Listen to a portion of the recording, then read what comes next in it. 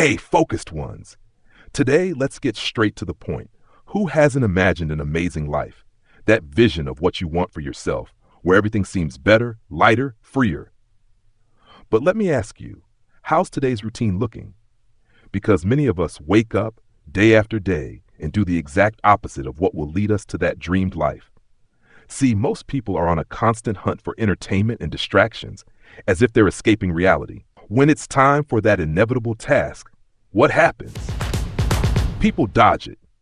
They'll find a funny meme on their phone to avoid working on a presentation, small talk at the gym to skip a workout, or during family dinner, everyone's more into their screens than into each other. Now, if you want to be among the top 10% who make a difference, that won't cut it.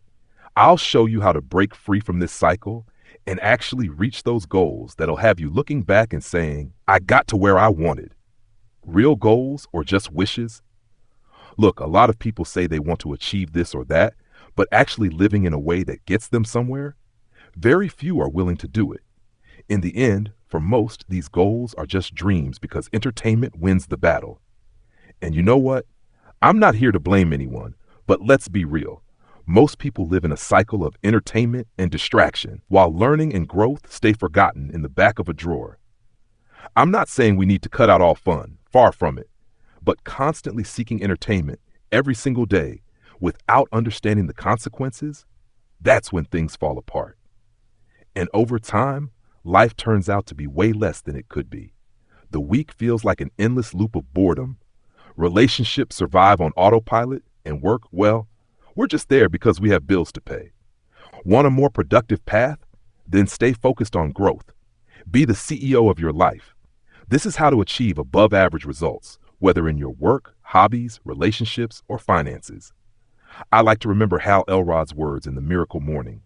Your level of success will rarely exceed your level of personal development. Success is attracted by the person you become. While some spend a fortune on the latest gadgets, only a few actually invest in themselves. Here's the thing. How much you invest in money, time, and effort is what will most determine how far you can go. Many people settle for mediocrity because growth demands stepping out of that comfort zone. Successful people, those who are at the top and still learning, aren't there by accident. And I'm not talking about degrees. Some people with master's degrees are still stuck in the distraction cycle, while others who barely finished high school have a hunger for growth, learning, and developing themselves to actually get where they want. The question is, who are you becoming? Because where you are today is a result of who you were, but where you're headed, that depends on who you choose to be now. A lot of people live by other people's rules, focused on other people's goals, forgetting their own. And that spark, that drive to make plans happen, fades over time. Eventually, you're just there, in that comfort zone that isn't really comfortable at all. Now that you know all this, the choice is yours.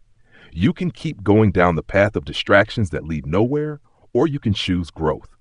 Let's go to the top, focused ones.